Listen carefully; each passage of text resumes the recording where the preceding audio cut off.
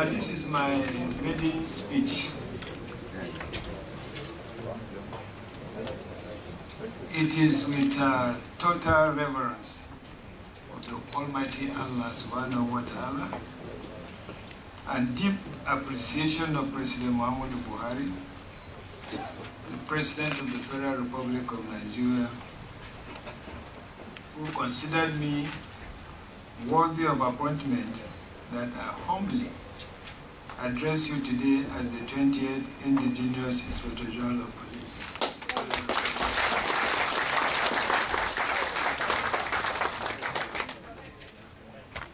My appointment represents a call to duty and a charge to restore the dwindling primacy of the Nigeria Police Force.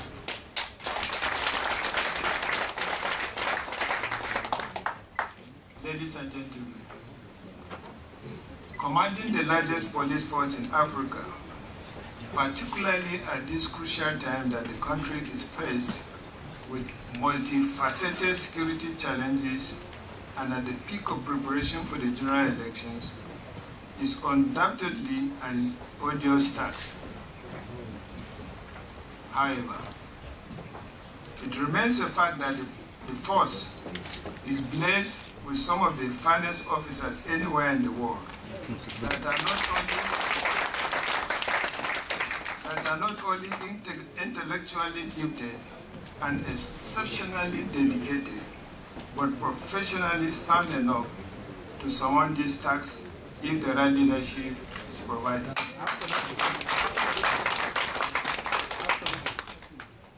Amongst you seated in this hall today are some of such thoroughbred and passionate professionals who can hold their own among their peers and have consistently distinguished themselves in complex national and international engagements. All that you deserve from my experience is a transparent, responsive, motivational, accountable, and knowledgeable leadership, which will not only treat you with dignity you deserve in your line of duty, but also who is sensitive to your welfare needs and fair in the manner your promotion and other reward regimes are addressed.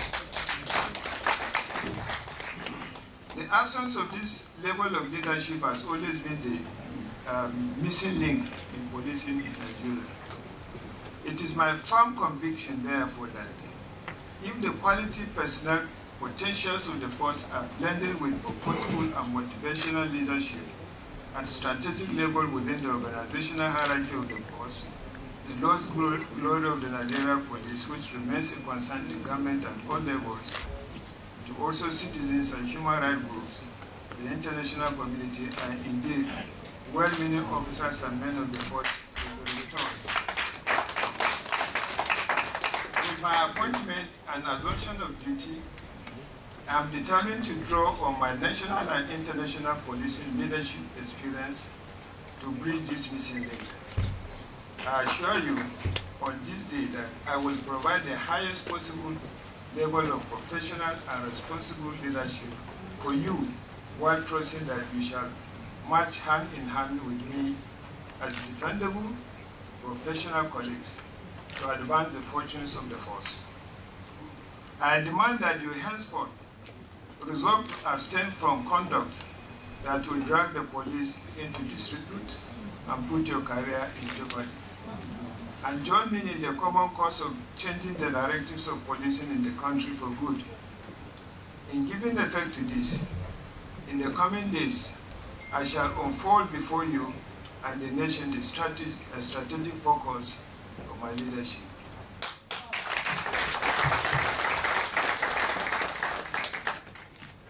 In the interim, let me use this opportunity, ladies and gentlemen, to quickly remind you that aside our routine operations, we have within the short time 2 major national assignments where our professionalism and commitment to duty will once again be subjected to national and international scrutiny.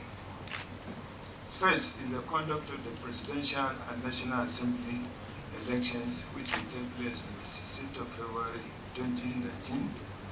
And second is the governorship, State Assembly, and the Federal Capital Territory Area Council elections on Saturday, 2nd of March 2019.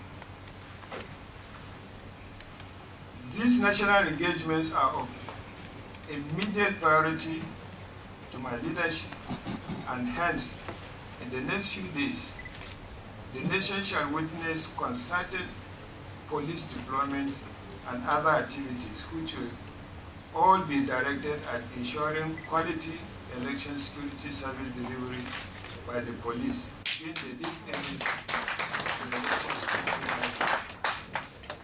While with your support, I'm confident that we have the operational capacity to ensure the success of both the exercises.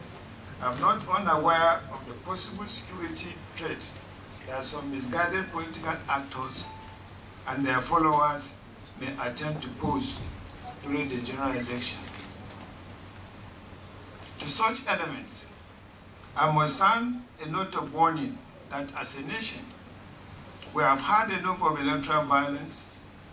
Hence, while the Nigeria Police under my watch shall work with the Independent National Electoral Commission and sister security agencies in guaranteeing a peaceful and secure space for all political parties and the citizens to freely exercise their electoral rights, we shall not hesitate to identify, isolate, and bring to deserved justice any person or groups that attempt to threaten our sacred democratic order.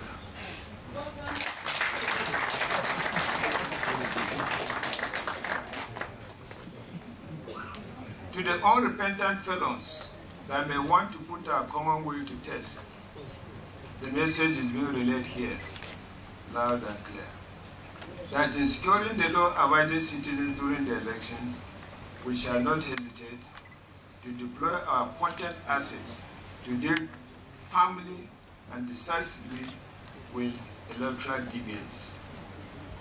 Consequently, I call on all political actors to assist the police and other law enforcement agencies in sustaining the gains recorded in our democratic journey.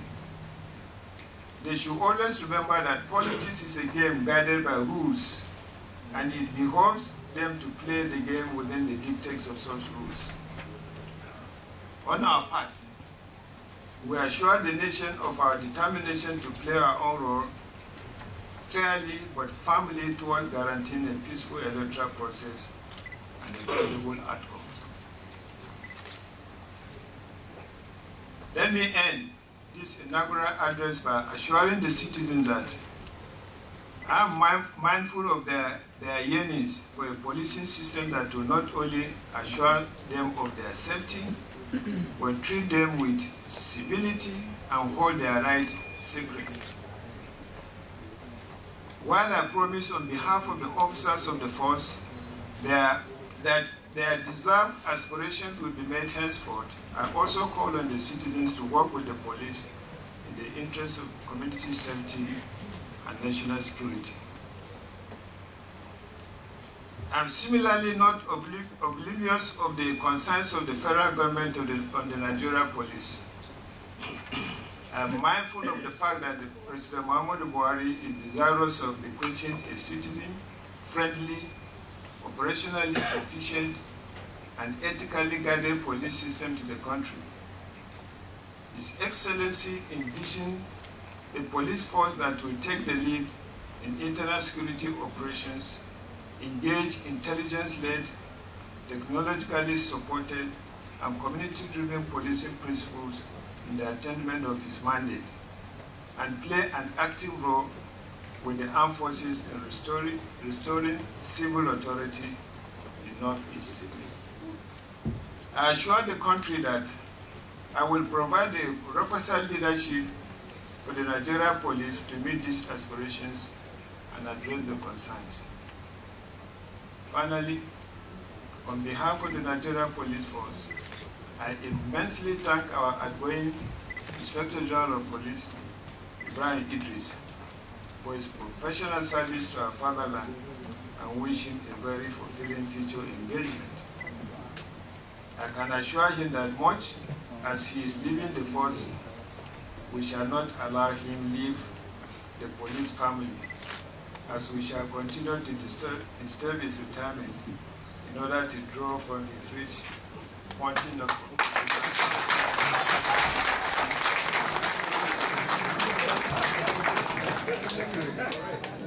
thank you, sir. The 20th individual. To you, my officers and men, I call on you to continue to support me with prayers and informed pieces of advice so that this journey we are commencing today shall lead us to the desired destination. I thank you all and pray that may Allah subhanahu wa ta'ala continue to protect you, the officers and men of the Nigerian police, as well as we rededicate our service to our fatherland.